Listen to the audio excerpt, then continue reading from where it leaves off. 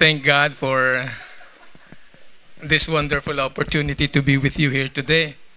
And I thank God also for the goodness of God, no? Yung pong message ngayon ay partly may kasama ng testimony. Kagaya ng sinabi ni Pastor June, memorable sa akin itong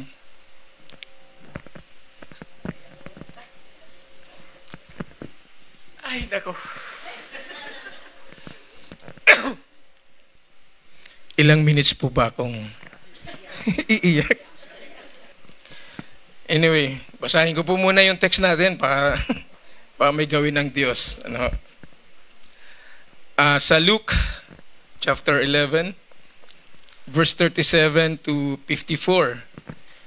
Kaya po bumili ako ng Bible kasi na-miss ko yung Bible na Tagalog.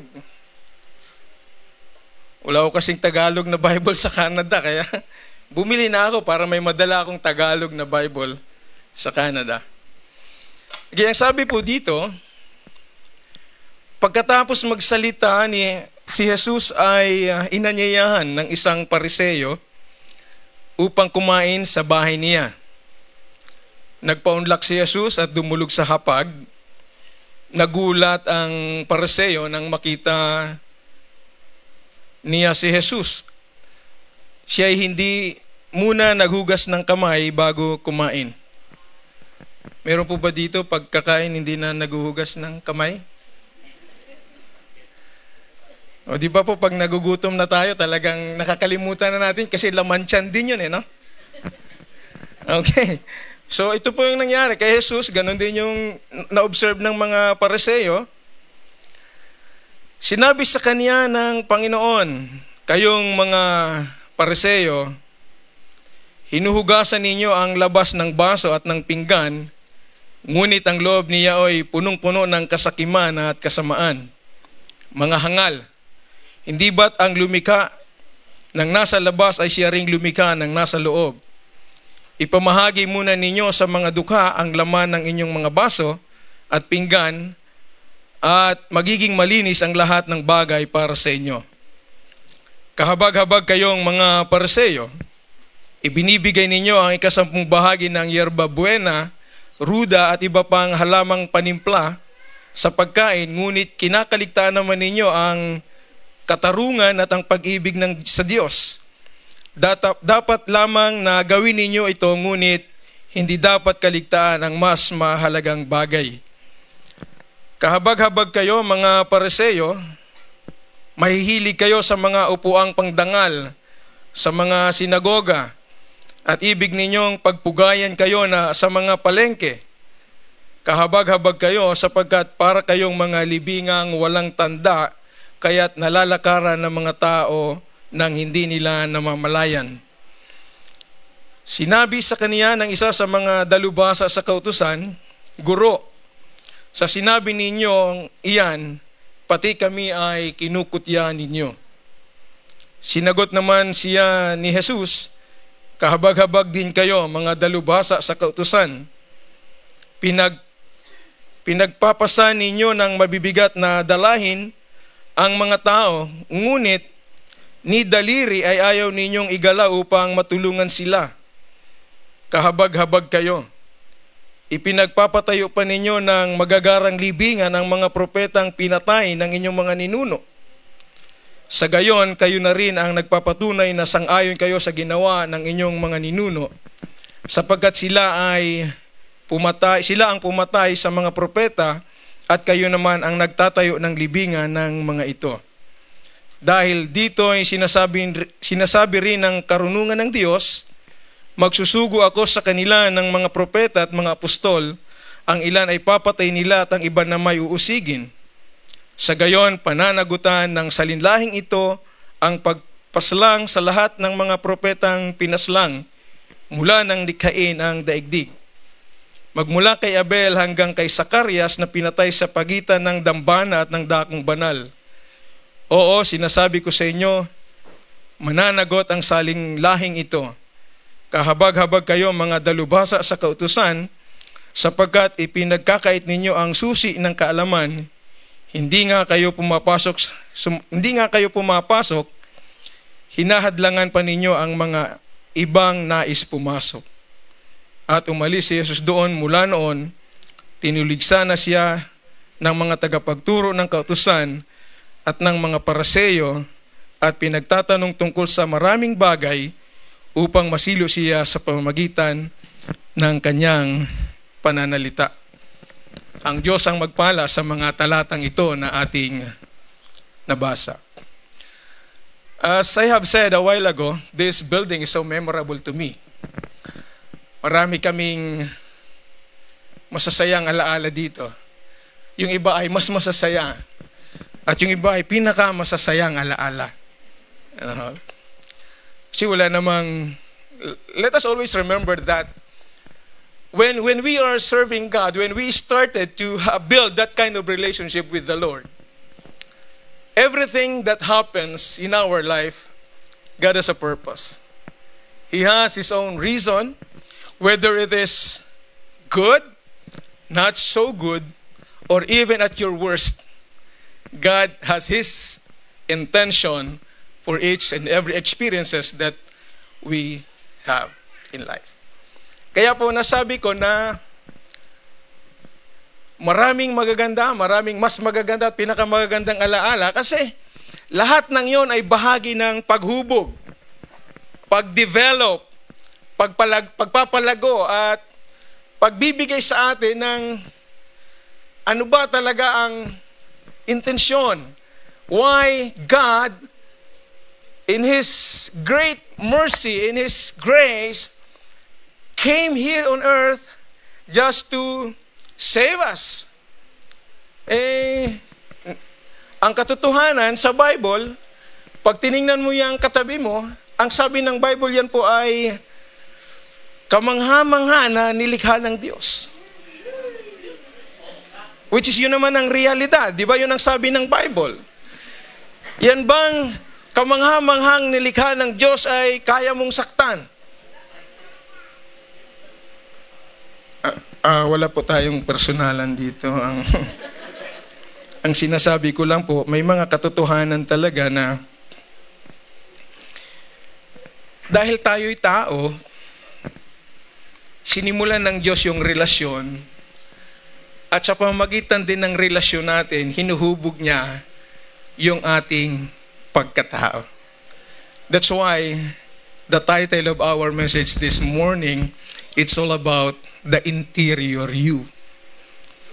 So, pag tiningnan mo ang sarili mo, pag humarap ka sa salamin, meron kang interior, meron ka ring exterior. Parang gulong lang, di ba? May interior, may exterior. Sa paghubog ng Diyos sa atin, nung ma-receive ko yung message ni Pastor John patungkol sa theme for the month, the trait and a habit of a disciple. Meron ka palang katangi-tangi na katangian. No? At meron ka palang trait na a habit na talagang kailangan mong ma-practice dahil gusto ng Diyos na yung habit na yon ay umabot sa pagiging karakter mo. So ready na po ba kayo sa journey na to? When we experience a journey with the Lord through Pastor John and Pastora Tita, ngayon ko na-realize, lahat ng pinagdaanan ay pinagpapasalamat ko sa Diyos kahit na abutin mo pa ang malalim na depresyon ng buhay. Amen. Sino po dito ang nasa depression ngayon? Mapalad si Pastor John, walang depressed na tao rito. Kasi every single day of our life, as we walk through in this journey with the Lord, tandaan natin ang realidad, anak ka ng Diyos. Amen. Kahit matagal ka ng disciple o bago ka pang disciple, Ang punto, mula nang makipagrelasyon ka sa Diyos, totally binago niya talaga ang direksyon ng buhay mo. Pinakialaman ka ng Diyos. Handa po ba tayo na hanggang ngayon may pakialaman ng Diyos ang buhay natin? No. Ang hindi lang po pumapayag na pakialaman ng Diyos ang kanilang buhay at sila yung nangingialam sa buhay ng Diyos, yun pong mga Pariseo. Ano yun ang sabi ng Bible Kasi in-invite nila si Jesus, meron silang gustong makita.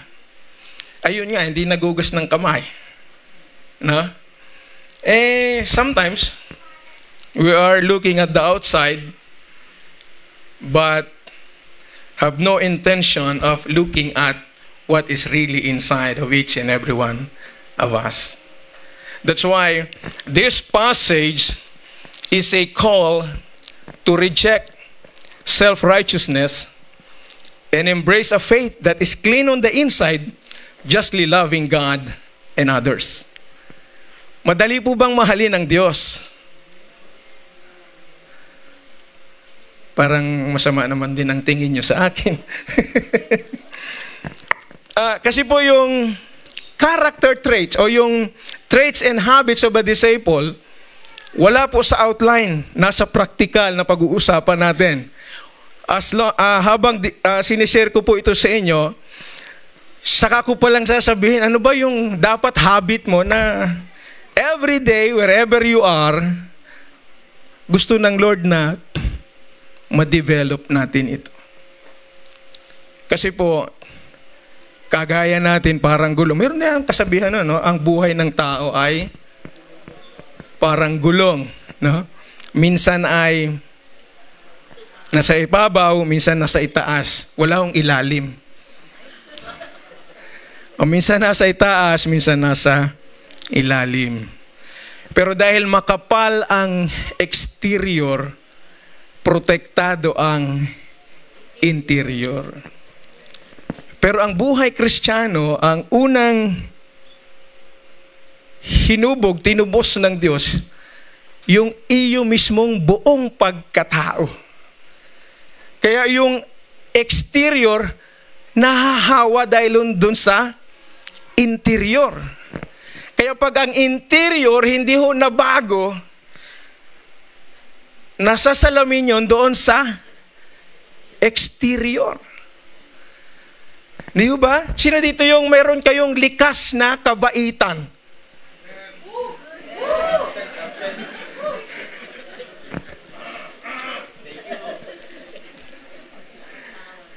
Di ba may naririnig kayo, lalo yung mga medyo, yung mga ahead sa atin, ano?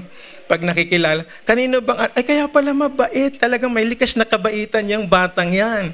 Kasi anak ni ganito, di ba? Oh. Pero pagka medyo hindi naman maganda yung testimony mo, kanino ba ikang anak yun? Di ba? Ako ay kaya naman pala. Yeah. Kasi yung mga anak, replika ng magulang. No? Yung magulang natin, replika ng ating mga lolo at lola. Kaya, nung tumanggap tayo sa Panginoon, kung naunang tumanggap ang magulang natin, sigurado ako na pagdating sa atin, medyo iba-iba na. Bago-bago na. No? Kung sila ay, halimbawa, bago sila nakakilala, 50 times silang magmura in a day. Pagdating sa atin, 25 na lang kasi nabago na Kasi ang realidad, araw-araw talaga may... grabe, dito hindi ko kaya mag-drive. Kanina lang, napauw ako Akala ko madadali na kami nila, pastor. Biglang may... sabi ko, kung sa akin, si pastor, pakaliwa, ako pakanan No? Kasi ang driving namin is by the rules. No? Pag nabangga, minsan nilalaksan na para sumabog yung airbag para ma-write off, babayaran ng insurance. No? Kaya ako makabangga, hindi ako nagminor talagang doon sa takbo ko. Ako nakabangga. Sabi ko doon sa anak ko, anak, huwag ka munang kumilos. Hintay muna tayo ng 5 minutes. Para kako medyo pakiramdaman muna natin kung anong sitwasyon natin. No? Kasi wala ko kaming makita, puro puti. Dahil sa airbag. Sabi namin, anak, nasa langit na tayo. Puti na eh.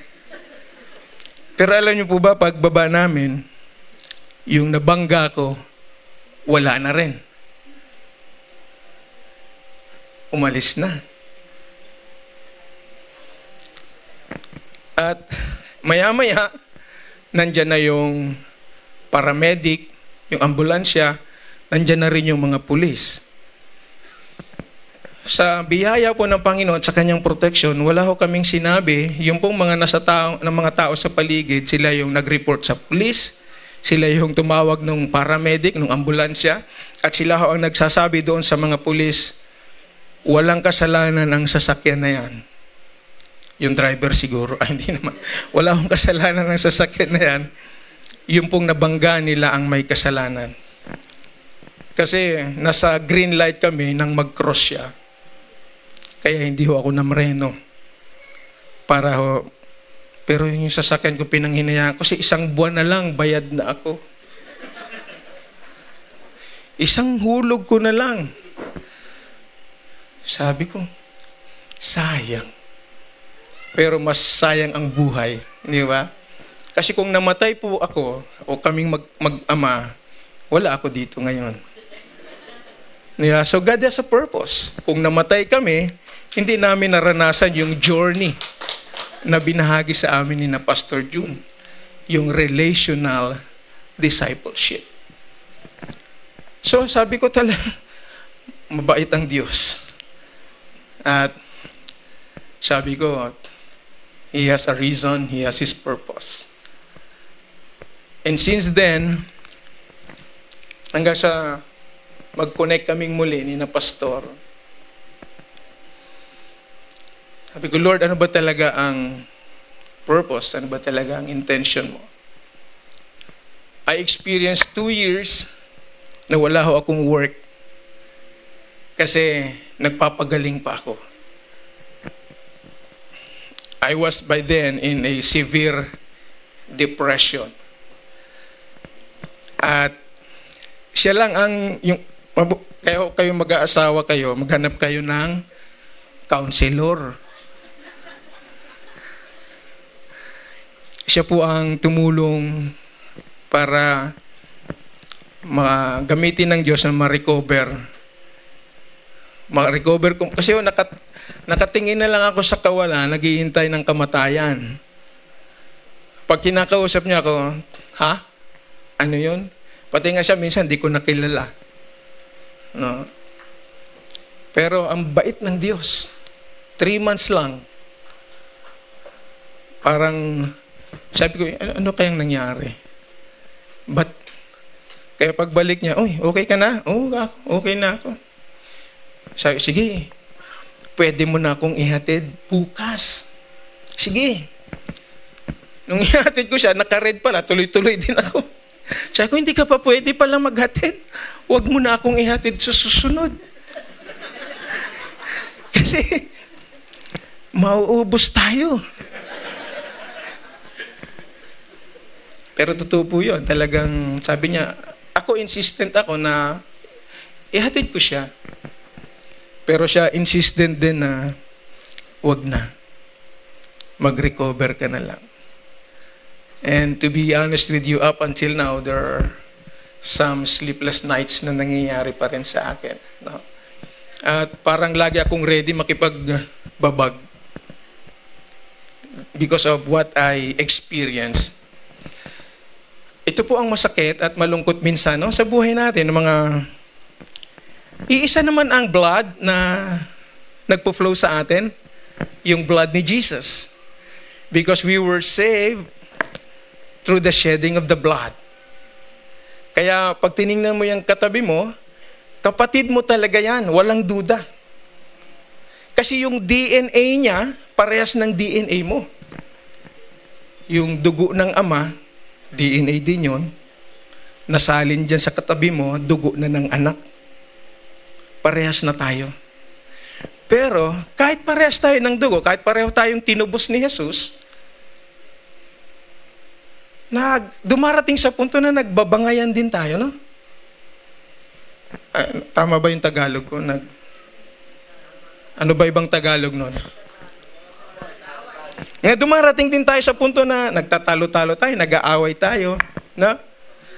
At worst, minsan nga kinakurse pa natin, kapatid na natin eh.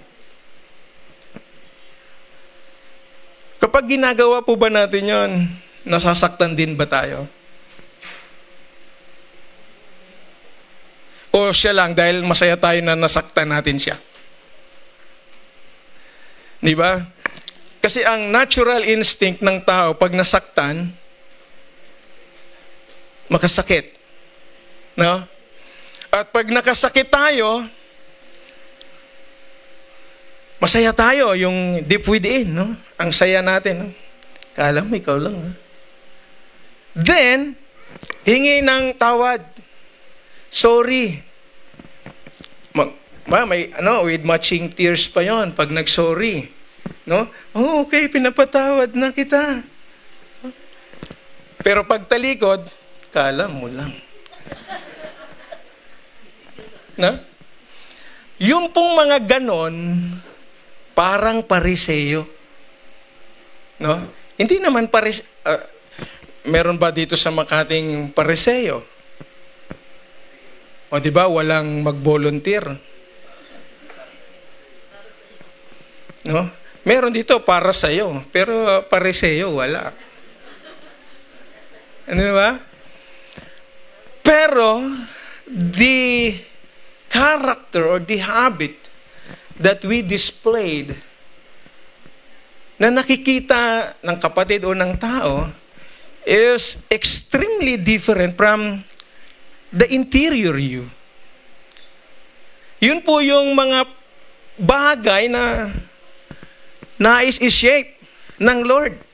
That's why this passage is a call to reject self-righteousness. No? At dinadaanan nating lahat ito, no? Hindi ko po ina-exempt ang sarili ko. When I experience a lot of things in Canada, siyempre wala kaming ibang pwedeng lapitan, no? Kundi talagang kami lang. Kaya umabot kami sa point na yes, we serve God, we lead the church, pero meron na po kaming shield of protection in ourselves. Kasi ayaw na namin na masaktan ulit. Ayaw ko na ulit maranasan yung severe depression. So I serve God, but meron akong armor. Pero hindi po the full armor of God. Kasi ang nasa mind ko, sino mang makasakit sa akin, sasaktan ko na rin. Kasi naawa ako sa aking family. Kasi yung mga panahon na we experience those, I never protect them. Kasi ang iniisip ko, I serve my God and God will protect us. I think of His protection outside. Pero ang protect ng Lord, yung inside. Yung aming karanasan ay bahagi pala para patatagin ng Diyos ang buhay namin. Na yung aming dinaanan ay bahagi pala. Sabi ng Lord, loko-loko ka kasi nung araw, dadaanan mo ito. Ano yun? Yung tanong sa isip ko yun, Lord, nagsiserve naman kami. Pero bakit ganito? But God is good. Salamat. Kaya yung lahat po ng pinagdaanan namin, pinagpapasalamat ko sa Diyos. Kasi Kung hindi yon, hindi namin nakita ang mas malaking pagpapala ng Diyos. Na ngayon naiisip namin, nung una nag-uusap kami mag-asawa, paano tayo mag-share nitong sinasabi ni Pastor John na journey na to? Saan tayo kukuha? Eh sabi ni Lord, wag na kayo mag-isip anak, ipapadala ko na lang. True enough. Ang maganda doon, wala kami doon nang magpadala si Lord. Nandito kami. Ngayon may regular doon na 5 mga individual na every Sunday nagre-regular sila sa church. And they are excited sa pagbabalik namin kasi bago kami umalis, sabi nung isa, Pastor, pwede ba kitang tawaging daddy? Oh, sure. Walang problema. He is longing for a dad. Yung isa, sabi ko, pagbalik ko, mag-usap tayo, gusto kitang puntahan sa bahay mo. Waiting siya. Pastor, wag lang sa bahay, mag-fishing din tayo. Kasi mahilig siya mag-fishing. No? Eh, ganun po talaga ron eh. Yun lang ang libangan namin. Kala nila, Pastor, pagpunta nila doon, ang ganda nung lugar namin. Maganda naman po. Pero mas maganda rito. Maganda ang mall dito eh. Kasi doon yung mall, pag mahina ang patience mo, talaga, mo lang abo. But, you know, wherever we are, sabi nga ng si Pastor kanina, it's not about the place. It's about how God will use you. Kaya nung narito kami, bukas paalis na kami, marami mo akong na-realize. Marami akong nakita. And sabi ko nga, Pastor, one thing that I realized and as I evaluated everything, now God rekindled my passion in the ministry.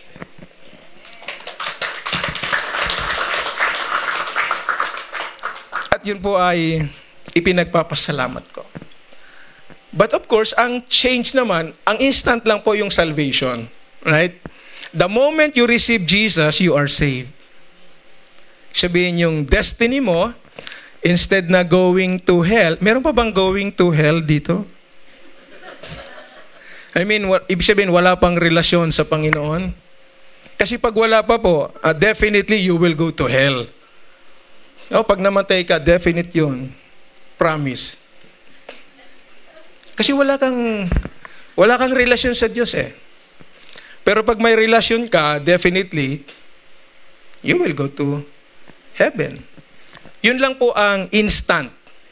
No, yung destiny mo, maiiba from hell to heaven. But, parang ganito lang po yun. No? Nandito ako, halimbawa, ito yung dulo nung hell. Ano? Sabi ni Lord, pag kinilala mo ako, you will go to heaven. So, nung kinilala ko si Lord, ito yung destiny ko, ito yung heaven. Pero along the way, buhay pa naman ako eh. Ano? So, ibig sabihin, mula dito, papunta ron, bagamat ang direction ko ay heaven, pero dito po sa landas na tinatako, sa journey ko with God, hindi ako perfect. Nandito yung sa journey ko, para minsan akong pariseo. Sino yung kasama kong pariseo? Uy, ako lang ang pariseo dito. Praise the Lord. Ibig sabihin, advance na kayo sa akin. Kasi yung pariseo, yung nakangiti sa kapatid, pero, yun yung interior, protektado kasi nung exterior. Hindi ba? Ang gusto ng Lord, ma-reject mo yung self-righteousness, yun ang matagal. Tama ba? Matagal yun, yung pag-reject ng self-righteousness, hindi ho ganun kadali yun. Bagamat tinanggap mo ang Panginoon, you will go to heaven, pero ang pagbabago, araw-araw. Kaya nga, hindi ho basta-basta nababago ang buhay mo eh. In the book of Romans, if you will notice, ang unang binabago ng Lord, mind. Sabi niya, do not conform any longer to the pattern of this world, but be transformed by the yun ho ang una, yung isip. Kasi ho sa atin, bilang mga anak ng Diyos, para din talaga tayo, whether we like it or we really like it, para din tayong pariseo. No? Nakangiti, oh yes, pastor, susunod po kami. No? Pero, pastor, utos naman ang utos si pastor. Pero umuo naman tayo. Oh, with matching ano pa yun? Yes, pastor, sabihin mo lang. Halo to si pastor. Diba? Pariseo po yun eh. Pero sumusunod naman tayo kasi yun ang gusto ng Diyos eh. Pero meron tayong mga side comment. No? Hindi naman ho kagad-agad na mawala yun. No? Oh, parang kami rin mag-asawa, ganun din yun eh. Preach ka ng preach, buhay mo nga, hindi mo binabago. Kung maingay, maririnig nila. Hindi ba? So, unti-unti. Bakit? Kasi ho, talaga ho, ang proseso ng pagsunod sa Diyos, hindi ho instant. Pero yung salvation, instant yun. Pero yung sanctification, proseso talaga yun eh. Di ba, parang mga anak nyo, di ba, maraming magulang, minsan sumusuko na sa pagdisiplina at pagpapasunod sa anak. Amen. Kaya nagbago na ang magulang, sila na ang sumusunod sa anak.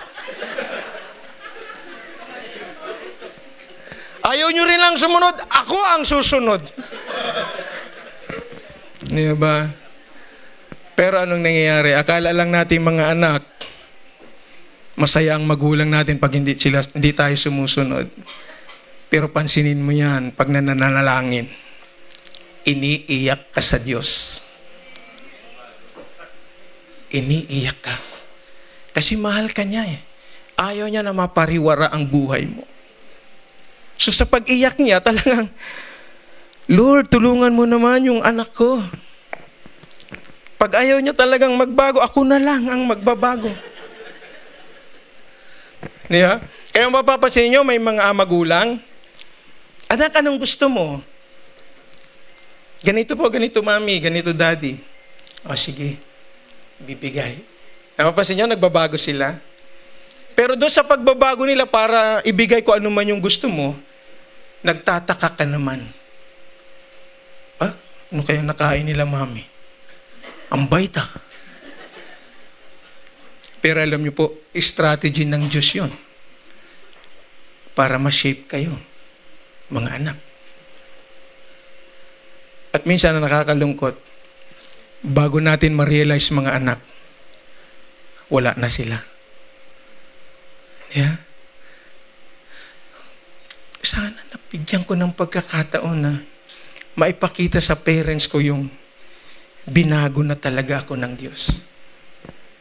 Eh, ganito na lang po. Total, wala na yung mga magulang mo. Ipakita mo na lang sa church. Kasi ito na yung family mo eh. Tayo na yung magkakapatid. At bilang magkakapatid, wag na ho nating saktan yung kapatid natin. Pwede po ba yun? No? Pag nakikita nyo si Brother Michael na nahihirapan, tawanan nyo. Yan, ginusto mo yan eh. Di ba? Pero pag tinawanan nyo, tulungan nyo. Kuya Mike, ayaw kong makitang nahihirapan ka eh. Dalawa tayong maghirap. Ibig sabihin, unti-unti nawawala na yung pagiging parisaik attitude mo. No? Kasi natatouch ka na ng Diyos eh. Yun po ang totoo. Araw-araw, binabago tayo ng Diyos. Araw-araw. Look at the key points. Ang layo pa nito. Layo pa nito. Look at the key points. There is what we call a danger of outward-only religion. There is also called hypocrisy in a nutshell. And the priority of inner transformation. Basahin ko na lang para mabilis tayo. No? The corrupting influence of false leaders and a warning to both leaders and followers. Yung pong content nung Luke 11:37 to 54, ito pong 5. Yan yung makikita mo. But look at the middle, no? Sa gitna, the priority of inner transformation. Alam ko meron tayong kanta nun, yung binabago, no? Binabago mo ako araw-araw. Kinakanta niyo ba rito yun? Kami lang pala sa Canada kumakanta nun. Binabago mo ako araw-araw. Huwag niyo po yung kantahin pag hindi naman totoo. Tama? Kasi babalik kayo sa pagiging pariseo. Diba? Kaya pagkakantahin ng church yon, sabihin mo na lang, binabago niyo siya araw-araw. Kasi pag ako, mapipilitan ka, kinanta mo eh. Sino yung gustong mapilitang magbago? Di ba? Kasi ang realidad ng buhay nangyayari kapag yung sinasabi ng Diyos, ginagawa natin. Yun po kasi yun eh. Yung shaping, ang dami ng mensahe tayong napakinggan. Pero, isa na lang ang kulang. Yung application. Narinig ko na yan 5 years ago. Sinabi na rin ni pastor yan. Pero yung application, yung personal, yung intentional na pagbabago, hindi po gagawin ni pastor sa inyo yun. Gagawin mo yun. Personal. Ang pagbabago. Amen. Kasi wala hong pagbabagong gagawin ng ibang tao sa'yo. Yun po ay laging personal na desisyon. That's why it is a challenge to examine one's heart for the things that have been neglected in the pursuit of appearances. Ito po ang problema. At ito po yung sitwasyong gumagapang sa loob ng iglesia, sa church ng Panginoon. Hindi tayo masyadong concerned dun sa interior. Ang concern natin yung outside, yung appearance. Mas importante sa atin, ano ang impression ng tao sa atin on the outside. Lalo na pagka, alam mo, sikat na sikat talaga yung, kahit saan yata, kahit saang bansa, sikat yung Marites, totoo yun, kahit saan, Mapa Tagalog, mapa English, Spanish, kahit Indian, sikat yung Marites eh. Pero iniisip natin, pag Marites, babae lang yun eh. Di lagyan natin ng lalaking bahagi, mga tolits. Yeah? At yun po ang dahilan kung bakit ang ganda nitong mensahe na binigay na ang Panginoon sa atin, yung the traits and the habits. Kasi ito talaga yung mga bagay na nangyayari araw-araw na dapat nating tanggalin bilang mga, malapit na po akong matapos. bilang mga pariseo. Bilang mga pariseo. That's why the central idea of the message of the Lord for us today is that true righteousness comes from inner purity. And justice, not just the outside observance. Kasi pwede tayong kumilos, gumawa, maging masipag, maging parang one-man, superman sa loob ng iglesia, na ang tingin ng iba ay napakasipag. But within, wala naman yung inner purity. Diba? Kaya, when I embraced the journey with Jesus, hindi ako magmamadali na gawin, na i-apply, pero pinagsusumikapan ko araw-araw maging totoo. Kasi yung pagiging totoo, yun ang gusto ng Diyos eh. Hindi naman yung kasipagan mo eh. Ay di pastor, pwede na maging tamad. O mali na naman ang interpretasyon mo. Hindi ba? Ang sinasabi natin, yung the real you, yung the you inside. Yung maging totoo ka sa trabaho, sa bahay, kahit saan. Sa harapan, maging sa pagtalikod, totoo ka. Amen? Kasi po, yun yung buhay na may integridad. Yun yung buhay na nagbibigay ng magandang refleksyon kung sino si Jesus sa buhay mo. Amen. Kaya ang goal ko na lang ngayon, sana wag pa akong mamatay, pero ang goal ko na lang ngayon, kasi ang sabi na ni John Maxwell, success is to have a successor. Hindi, mag-acquire ka ng maraming kung ano-ano, wala ka namang successor, hindi ka successful. Ang Panginoon, kaya sa successful, sa ministry na ginawa niya nung pumunta siya sa lupa, kasi meron siyang naging successor na ilan? Hindi. Ilan ang successor ni Jesus? Yung 12, hindi G12 yun. Yung successor ni Jesus, isama niyo si Pablo. Di ba? Oh. Yung 12, actually doon sa 12, may naghudas, di ba? Pinalitan yun eh. Pero, para makarating sa atin ito, grabe yung power ni Pablo. Di ba? Kaya nga si Pablo ang may karapatang magsabi sa iyo at sa akin, follow me as I follow Jesus. Kasi grabe yung anuman ang pinagdaanan ni Pablo, kaya nga na-appreciate ko yung Galatians 2:20. I am crucified with Christ and I no longer live. Alam niyo po, nung mineditate ko ulit ito, yung I no longer live, parang hindi ko masabi. I no longer live. Sabi ko, Lord, pwede hati muna tayo. Kasi naman ang realidad ng buhay natin eh. Hindi mo naman talaga kaya yung ginawa ni Jesus eh. Ba't naman tayo magiging plastic? Pero, kung yung inner desire mo na sundin ng Panginoon, talagang pagsumikapan mo yung I no longer live. Di ba? Driving nga lang, hindi ko kaya masabi yung I no longer live eh. Pag kinata ko, Kaya sabi ni Alpha, Dad, 60 lang dito. Oh, 60 lang naman ah. Lampas lang ng konti. Totoo po yun. Diba? Kung gusto nyong matest ang patience nyo, mag-drive kayo. O lalo dito sa...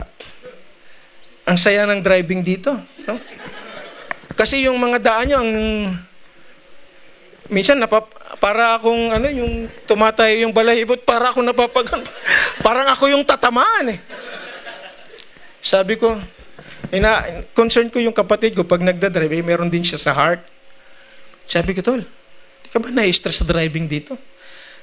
Tol, i-enjoy mo na lang. Totoo po yun. Sabi ko, hindi ko kayang i-enjoy to. Kaya nahihirapan akong balikan yung Galatians 2:20, I no longer live. Diba? Sa bahay, mga magulang, kaya nyo bang sabihin yun sa mga anak nyo? I no longer live. Magtrabaho kayo. Diba? Sa bahay lang. O sino dito mga anak? Pwede ho bang tumayo na nakikita nyo yung nanay at tatay nyo? I no longer live, but Christ lives in me. O diba, muntik nang may tumayo? What I'm saying is this. We have the word, but the application lies in your personal and intentional decision to follow. It's not about the message that we receive, but it's how we process it and let the Spirit convict within to make an intentional decision to follow. Right? Oh, tayo ay magaling tayo doon sa Panglabas. Kasi nga, makapal yung exterior, kaya kailangan magasgas eh. Di ba? Kasi pag nagagasgas, doon pa lang tayo nagiging maingat kasi wala pa tayong pamalit eh. Tama ho ba? Naku, minsan nga eh, oh bro, medyo dahan-dahan, manipis na ang exterior niyan. Bakit? Ay natatakot tayo pag nadali, wala tayong pamalit, flat, hindi tatakbo. No? Alam mo, ang gusto ng Diyos, ma-flat ka talaga eh. Kasi pag na-flat ka, doon ka lang aasa sa Kanya eh. Tama? Kaya nga doon natin nare-realize, Lord, help me. Para ka rin si Peter, pariseo din minsan eh. Di ba? Si Peter, Lord, kung ikaw yan, allow me to walk. Sabi ni Jesus, sure. Come, Peter. Nung maglakad na si Peter, na-amaze siya eh. Ay, wow. Di ba? Nung tumanggap ka sa Panginoon, na-amaze ka rin eh. Nabago yung buhay mo eh. Pero akala mo yun na yung journey mo. Pero when you begin to walk in His journey, then you realize, hindi pala ganito kadali sumunod kay Jesus. O kagaya mo rin mga Israelites, balik mo na lang kami. Buti pa dun eh. Anong meron dun? 3 ang ulam sa isang kainan. Dito, mana. Ano pa? Quail. Kwek-kwek, no? Kaya reklamo talaga sila. Hindi pala ganito kadaling sumunod sa Panginoon. No? Pero noon, before ang sigaw nila, save us from this kind of slavery. Mabait si Lord. Sinave sila. But on their journey to the promise, mayroong struggle. Hindi ho ganun kadali. Kaya gusto nila, kita na yung pupuntahan Malayo na yung pinanggalingan pero gusto nilang balikan yung pinanggalingan kaysa pupuntahan. Marami sa atin ganun din. No? Hirap naman sumunod. Lalo na nung si Pastor John naging pastor natin. Napaka-stricto. Hindi ba? Alam mo kung hindi tayo mahal ng pastor natin, papabayaan lang niya tayo sa buhay natin. Hindi ba? Bakit siya nangingialam ng buhay? Sino dito yung at least feeling mo ayaw mong pinapakialaman yung buhay mo? Ay, pastor, pwede nyo talagang pakialaman. Wala akong tumataas. Ibig sabihin, handa tayong pakialaman ang buhay natin. Praise the Lord. No, kahit, pwede naman ako hindi tumawag kay pastor. Pwede ko naman sabihin kay pastor, nandito sa Pilipinas. Okay po ako dito, pastor. Everything is okay. Everything is under control. Bakit? Yung pong naiya hanggang Vancouver, 11 hours straight yun. Sakit sa puwet. Pero bakit kinakailangan namin kumonek? Kasi si Jesus nga, malayo pa yung naiya sa Vancouver. Si Jesus nga, from naiya to heaven, bumaba Di ba?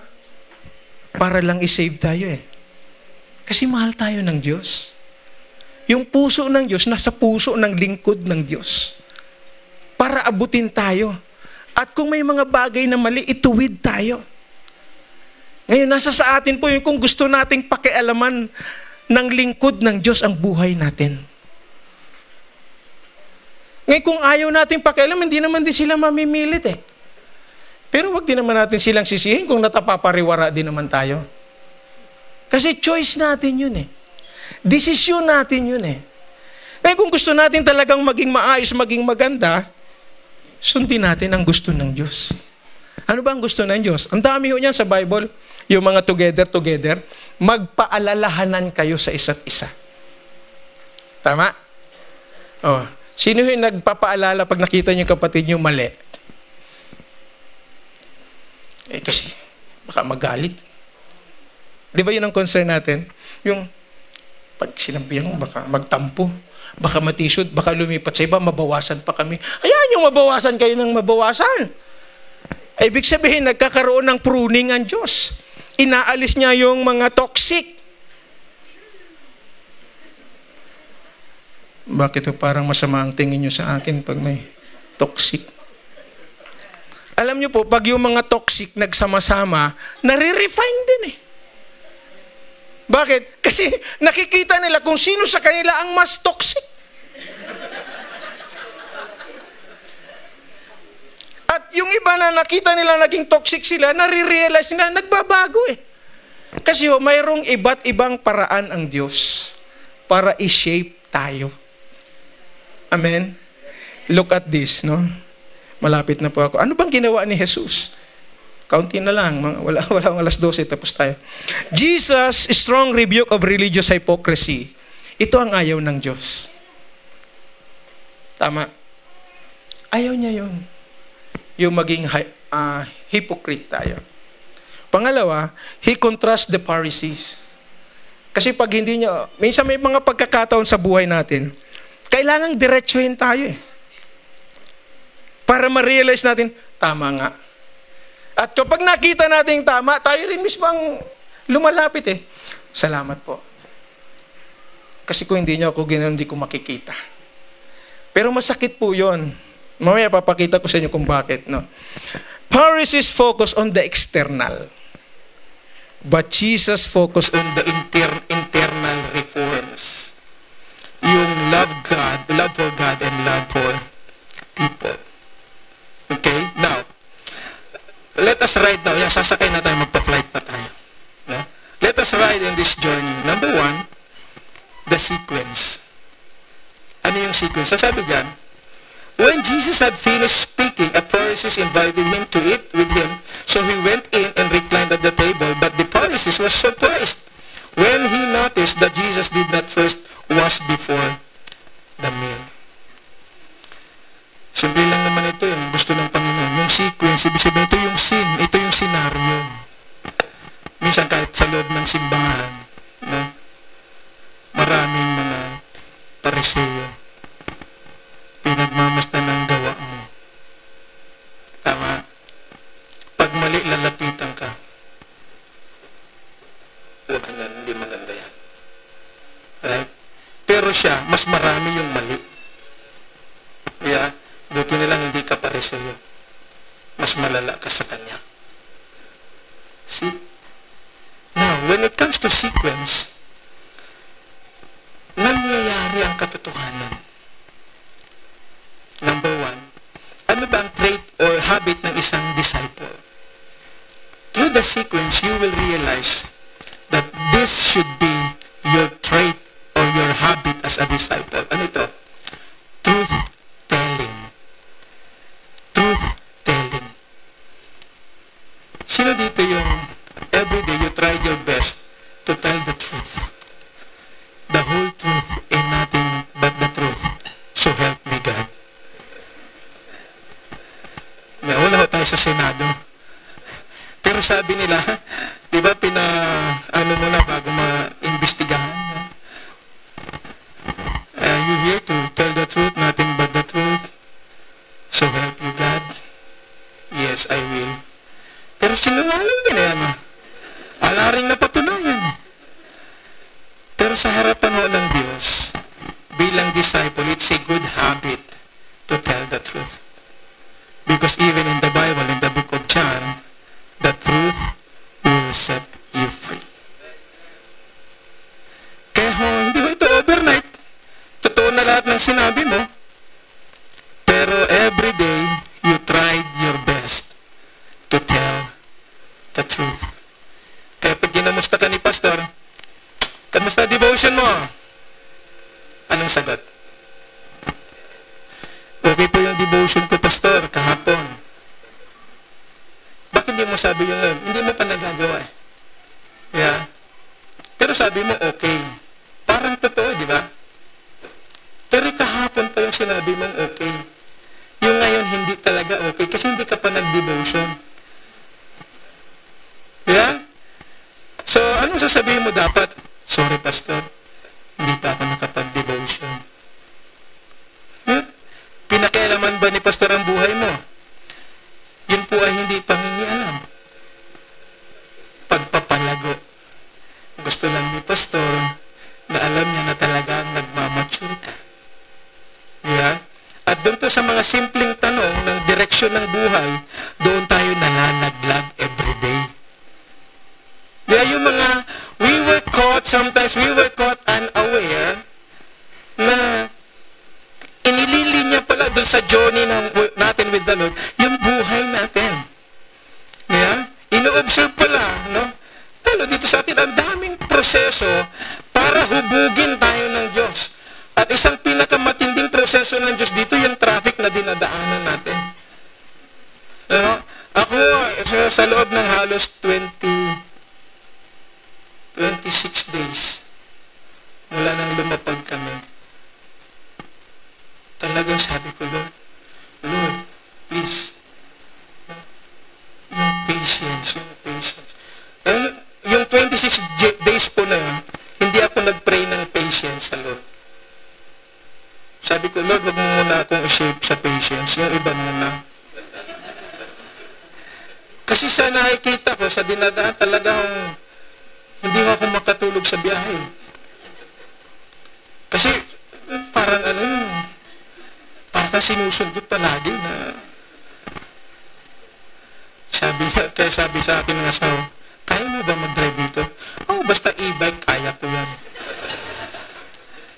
Totoo eh. Kasi e-bike mabagal lang. Tapos sa gilid-gilid lang. Pero it's a patience. Sabi ko, Lord, pwede sa iba muna. Marami naman siyang pinakita. Sabi ko, Lord, parang ibalik mo na lang sa patience na. But God is good. Ibibigay niya sa'yo kung ano yung hinihingi mo. But you have to have this trait or this habit, truth-telling. Second, look at the principles taught by Jesus. Dito sa principles taught by Jesus, dito makikita mo yung realidad na ang daming pwedeng gawin, pero ito ang gusto ng Lord. Love sharing. Sa principle, pag dinignan mo yan, ito pong 1 to 4, yung kanina sinasabi ko sa inyong the key points ng lesson. Lahat po yon, yung 4 doon, para sa Pariseo. No, dito sa maibibigay ko pang iba, yung 2 huli dito sa expose ng Panginoon para sa mga religious leaders. No. Now, love sharing. Pwede tayong mag-share, pero yung love ang hirap i-share. Diba? Pero ito po ang katotohanan, anak ka ng Diyos, marami kang tinanggap na pagmamahal sa Diyos.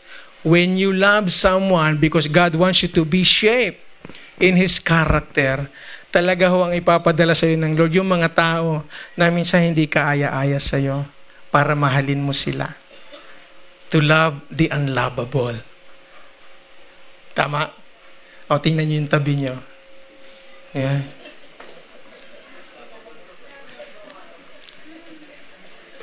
Minsan po nagkakangitian tayo, magkakapatid tayo sa Panginoon.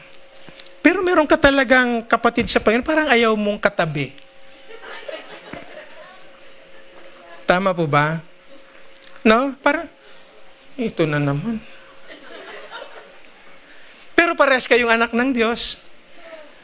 Wala naman siyang ginawa sa'yo, pero bakit parang ayaw mo siyang katabi? Ni kahit nga ka-sharing, dito ako sa kabila. Parang ayaw mo siyang ka-share. Bakit ba? Kasi yung pag-shape sa atin ng Lord, yung mga personality natin, naghahanap talaga nung ka-jibe. Di ba? Kung saan ka talagang magja-jibe. Kayo talaga, kahit anong mangyari, kontrapelo eh. Pero ito ang maganda sa Lord. God loves variety of people in the church. Kasi lahat yan, tinubos niya ng dugo eh. Kung dito, meron ba kayong kapatid sa Panginoon na inaayawan nyo? Pag ako'y mahiya, linggo naman. Inaayawan nyo kapatid nyo sa Panginoon. Ayaw ko talaga to. Ganito po yun. Pag dito, hindi nyo natutunan silang mahalin, mahirapan kayo sa langit. Kasi kasama nyo rin sa langit yan eh. Hindi mo naman pwedeng i-request kay Lord. Lord, pwede ba sa ibang department to? Kasi magkakasama tayo sa langit eh. Tama? Eh kaya po anong gagawin? Baguhin. Love sharing. Truth telling, love sharing. No, aralin mo na. Baka yun yung gusto ng Lord na ma-develop sa yung love sharing. Yung pag inakap mo siya, totoo. Hindi pariseo. Yeah. I love you, brother. Yeah. I love you, brother. I love you, sister. No? Sana magbago ka na. Lahat tayo binabago ng Diyos. No? Kaya prinsipyo ng Diyos ito eh. Habit ito na dapat talaga nating matutunan. No? And look at the expose. No, expose kasi expose, Jesus uncover our hearts so that we can see who we truly are. Sabi diyan, your cup is not clean when we are more concerned about the rules we think are important than what is important to God. Yeah. Alam mo sa church, minsan naglalagay tayo ng ang dami-daming mga policy. Na? Tapos, oops, nasa policy ba yan? You're concerned so much on the policy. Pero hindi naman yun ang concern ng Diyos. Yeah. Kasi, hindi malinis. Bakit? Outside lang yun eh. Inside ang importante sa Diyos. Pangalawa, sabi dyan, your cup is not clean when we love to be seen. Yung intention mo, ang gusto mo lang, yung lagi kang nasa spotlight. No? Yung talagang, anong tawag ng iba doon? Yung mga pabida. No, pabibo. No? Mama, hindi ka naman totoy bibo, pero pabibo ka. No? Ako na po dyan, pastor. No? May ginagawa ka pa, pastor, wag na dyan, ako dyan. No? Lahat na lang ng puntahan ni pastor, ina ako mo, wala ka namang ginawa. Di ba? Pabibo eh. Kaya pag tanong ni pastor, nagawa mo pa? Sorry pastor, hindi ko alam kung alin doon ang uunahin ko eh. Pero nagpabibo ka. Love to be seen. Okay? Next, your cup is not clean when we are spiritually dead inside in our defiling others because of it. Dead inside. Pharisaic.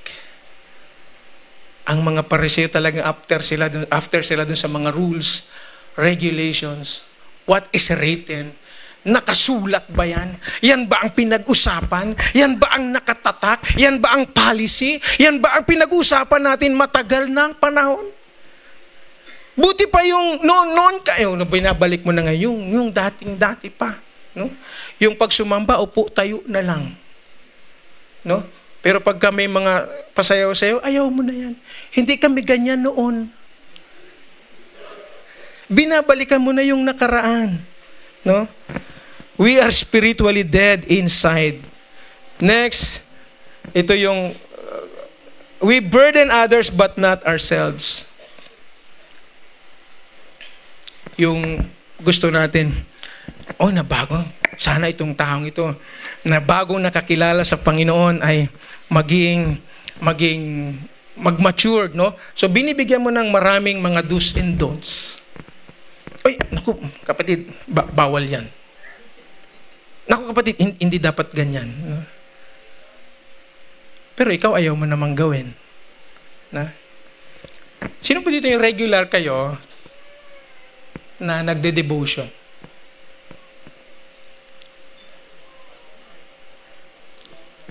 Sarap po mag-devotion kasi connection mo yun sa Lord eh. Kanina nga yung devotion ko yung sa 1 Peter, yung ginto daw nasisira. Pero mas maganda yung nasisira kasi lumalabas yung pure. No? Tingnan mo yung katabi mo. Gusto mo ba yan nasisira? Kasi pag hindi sinira ng Diyos yung pagkatao mo panglabas, hindi lilitaw yung pangloob. Kaya ipanalangin niyo po ang isa't isa na sirain ng Diyos sa panglabas para lumitaw yung pangloob. We burden others but not ourselves. We honor the people we are ignoring and we fail to be a light in this world. We ignore. Para tayong sila talagang pinaganda nila yung libingan ng mga pinatay ng kanilang mga ninuno na mga propeta at lingkod. Ibig sabihin to parang sinang-ayunan nila yung ginawa ng kanilang mga forefathers. Kaya tuloy ang sabi sa kanila ni Jesus, kaya kayo nayayapakan eh. Para tayong ganon. Pero itong maganda sa atin. Ito po para sa mga religious leaders. Yung una para sa mga Pariseo. Tayo namang mga religious leaders, ang galing nating magbigay ng mga rules. Ng mga do's and don'ts, ng mga kung ano-anong mga polisiya na tayo mismo hindi natin masunod. Di ba? Naalala ko nga kanina, on our way going here, sabi ko, huwag mag-alala. Darating din yung time, magmamature din yun. Di ba parang tayo din minsan, Minsan ang tingin natin sa kapatid natin, kalalo na kung medyo may edad tayo, ang tingin natin doon sa mas nakababata sa atin, mas matured tayo. Kaya gusto natin pag sila may mga ginagawa, tanungin tayo. Parang gusto natin yung approval natin. Pero hindi natin alam, mas matured pala sila sa atin. Mas consistent pala sa devotion nila. Tayo, consistent sa devotion. Demotion lang. Walang devotion. Anong ibig kong sabihin? Kung meron tayong habit ng truth-telling, meron tayong habit ng love sharing, ito ang importante din na pinapractice natin. Care fronting. Sanay tayo confrontation. Hindi tayo sanay ng care fronting. Ano ang focus pag confrontation? Maipaunawa mo sa kanya yung kanyang mali, yung kanyang mistake, yung kanyang hindi magandang nagawa. Maipakita mo tama ka. Right? Yung care fronting, gusto mong ipaunawa na may mali siya, pero mas nararamdaman niya yung pagmamahal mo. Mahirap po ba yun? Oho. Mahirap po yun. Kasi kahit gaano mo minsan pagandahin, hindi yun ang nakikita eh. Saan magsisimula? Renewing of the mind. Doon mag-start. Kaya nga dapat everyday nagbabasa ka. Everyday nakikipag-usap ka sa Diyos. Everyday dapat mayroong lingwahe ang Diyos sa iyo. May paalala ang Diyos sa iyo. Bakit? Ang sabi diyan sa huli, makikita natin, we fail to be a light in this world. Ano ba ang challenge ng Diyos sa atin? Matthew 5:16, let your light so shine. Yun po ang naging failure nitong mga religious leaders. Marami silang itinuturo, pero sila mismo fail to practice. Di bali nung konti tinuro mo, basta pinapractice mo. And that's what I am telling you kanina na. I tried my best to be truthful every day. Ay lalo po sa trabaho ko sa ginagawa ko sa Canada. Nagki-cleaning po kasi ako. Meron akong small business ng cleaning. Minsan pagka tinatanong ako ng boss ko, doon kasi ako nagkukontrata sa kanya, Nomer, did you clean this area? Sabi ko, yes, my nephew clean it. Hindi ako, nephew ko. Sabi niya, oh, you see the picture, I'll send it to you. Okay, I'll do it. Parang tama, di ba? I tried to be truthful. So para hindi na ako magsinungaling, talagang ang choice ko, linisin. Tama? Para pag tinanong niya ulit, masasabi ko, with the head held high, yes, I clean it. Kasi alam niya na pastor ako eh. Pero kala niya, totoo yung nabanggit ko. Pero hindi. Kaya tanong ko sa pamangkin ko, nilinis mo ba? Hindi po, tito eh. Naku, sabi ko pa naman, nilinis mo eh. Tara kako, balikan natin, linisin natin. Tapos lilinisin namin, pipicturean ko, isisend ko sa kanya, very good. Pero bago namin nakuha yung very good, may picture na siya na hindi malinis. No? Kasi ito ang principle pagka nasa cleaning industry ka. If there is a complaint, you have to comply. No questions asked. See? Ay sabi ko, sige, linis lang ng linis. No? Pero kinakailangan, refleksyon yung outside ng inside. Lord, linisin mo muna ako para totoo yung sasabihin ko. Di ba? At nakakatuwa, habang pinapractice ko po ito, binibigyan niya ako ng maraming project. Sabi ko, ayaw ko. Kaya baka pati ho yung paglilid ko ng church, mawala na ako. Mapokus ako sa pera mo. See? Kailangan aware tayo sa ginagawa natin. Sabi ko, huwag kang mag-alala ako. Pag dumating yung time, dumami na ang mapagkakatiwalaan ko. Tatanggapin ko yan. See? Carefronting. Kahit na ho sino pwede mong i-carefront. Minsan nakita ko siya, mali yung ginawa. Sinabihan ko rin siya. Hey, is it right? I know. Please quiet. Oh, I think that's not right. Let's do it again. Oh, thank you, no more. You're right. Hindi ibig sabihin, boss, natatakot ka, mawalan ka ng contract. No? Mas lalo kanyang ina-appreciate. Hindi ba masarap yun yung nakikita niya na concern ka? Naroon yung pagmamahal mo, you care. You care for the company, you care for people, you care for the place. Amen? Ito po yung mga habit na kapag pinapractice natin everyday, may nangyayari. Amen? May nangyayari. Kasi po yung sinabi dito, we fail to be light in this world. Hindi po ito mangyayari overnight. But let's make it sure every day, nagiging light, nagiging salt tayo. Kaya minsan, no, ito ang gusto ko sa RDG, sa relational discipleship. Yung minsan nagtatanong, di ba? Kamusta ang buhay mo this week? Sa pagsunod mo sa Panginoon. Ano mga basic na sagot? Okay naman. Di ba? Okay naman. Ayos lang. Nakaka-survive pa naman. Di ba?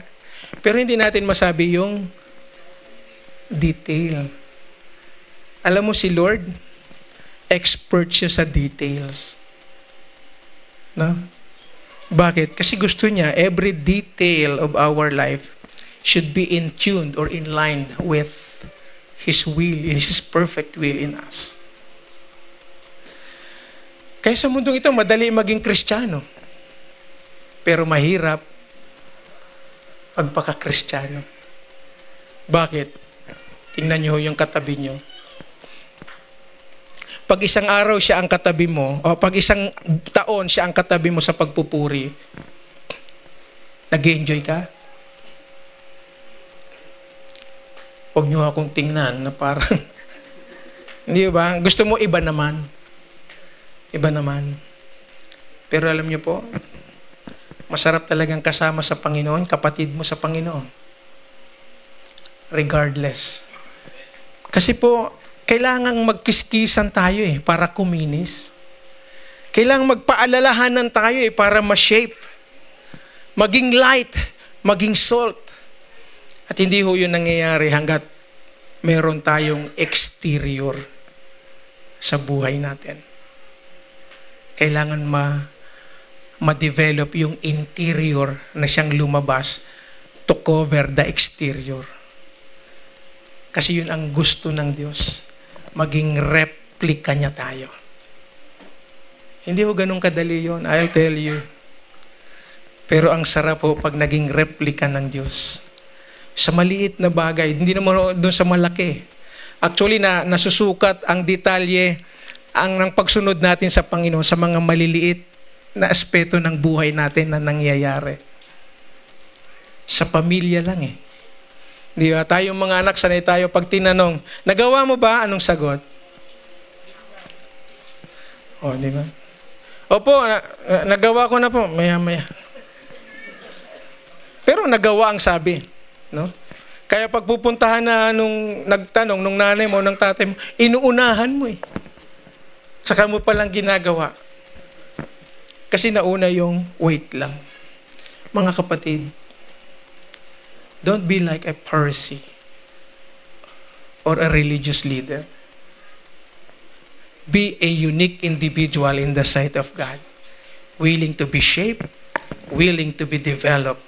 As what our conclusion said, let us draw near with a sincere heart, in full assurance of our faith, with our hearts sprinkled clean from evil conscience and our bodies washed with a pure water.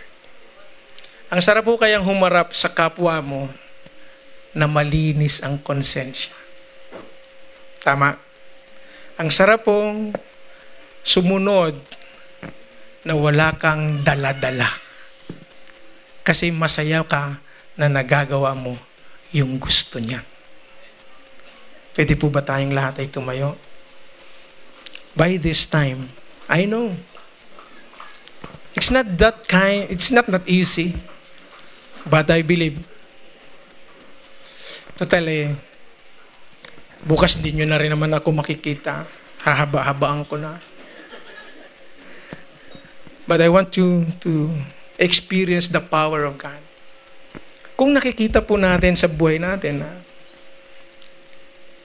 may mga pagkakataon pa rin na talagang mas malala yung pagiging pariseyo natin, yung pagiging religious leader natin kaysa sa pagiging disciple ng Diyos. Now is a good opportunity for us to surrender it all to Jesus. Hindi naman tayo nagkakaroon ng invitation na ganito para tanggapin si Lord eh, kung tinanggap na natin. Ang gusto lang ng Lord, we can be one step closer to Him in our journey with Jesus. Kaya po kung meron ka nito, nararanasan mo pa ito, nakagaya ko, no? Let's come into the feet of Jesus. Lapitan natin ang Panginoon, isuko natin. Kasi ang gusto natin, at least every day we try our best to be true of who we really are. Since in-unveil naman, in-expose naman ng Lord yung buhay natin, ay di isuko na natin. The best way to address the real issue within is to surrender it all to Jesus. Now is the best time for us to come to Jesus and surrender it all. Only Jesus can change you. Not the pastor, not the leaders. Only Jesus. If this is you, you may come forward. Surrender it all. Let us sing this song. Kung ikaw po ito, just come. Only Jesus can heal. Only Jesus can give you the solution. Jesus, as what the Bible says, He is the answer to all that we need. Or kung nahihiya kayong lumapit, that's fine. Diyan sa inyong mga kinalalagyan yun, you may talk to Jesus. Tell Him the truth about yourself, about the inner you. Because only, before you were born, God knew it already. Wala ka naman pwedeng itago sa Diyos. So ngayon pa lang, kausapin mo na siya. Lord, nandito ako. Gusto kong sumunod sa plano mo, sa gusto mo, sa kalooban mo. Pero talaga po, araw-araw, nag-i-struggle ako. Pero tulungan mo ako na maging totoo, maging makatotohanan. Dahil masarap ang buhay kapag wala kaming dala-dala sa buhay. Masaya ang buhay kapag ikaw ang nangunguna. Lord, we are so thankful for this opportunity that you have given us. Thank you, God, for your words today. Thank you because you unveil this truth that we're going to embrace because we love you in our hearts. We want to be a real disciple, Lord, with a real intention to be intentional in following you. Lord, help us. Lord, shape us. Shape your character in us. Because we want to be your replica in this wicked world. The world goes into decay. But use us, God, to preserve souls, to bring them into eternity. Gamitin mo ang bawat isa sa amin, Panginoon. Hindi namin kaya ito, but with you, we can do all things.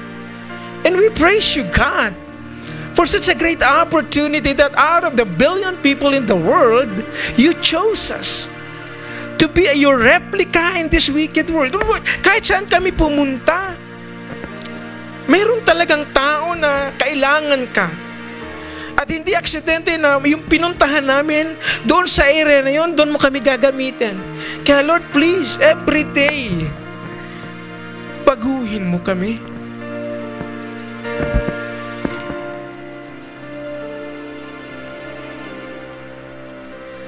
Kasi alam namin, mahal mo kami.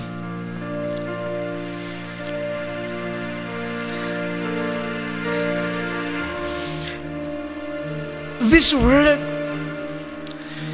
needs a real men and women who follow you. Lord, malala ang sitwasyon ng bansa namin.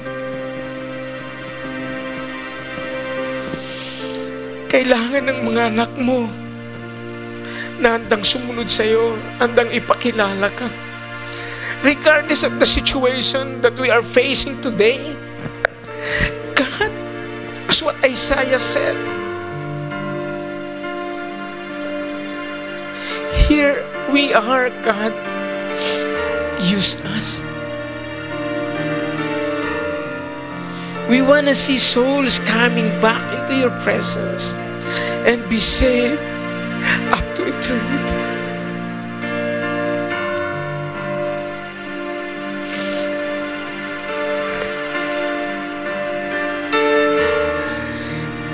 Let the passion of Jesus be our passion, O Lord.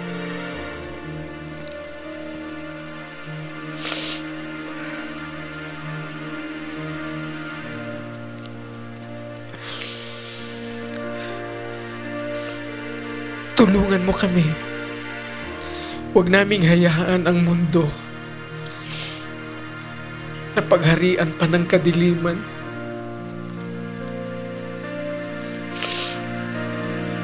Handa kaming magpaghapit sa iyo, O Diyos. Baguhin mo lang kami araw-araw.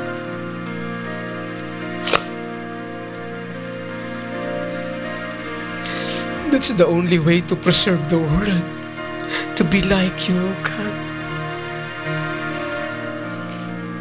Sa iyo namin ito'y pinagkakatiwala dahil wala naman kaming ibang pwedeng lapitan at pagkatiwalaan ng buhay namin kung hindi ikaw. Dahil noon pa man, iniligtas mo na kami. At Lord, araw-araw patuloy mo kaming ililigtas.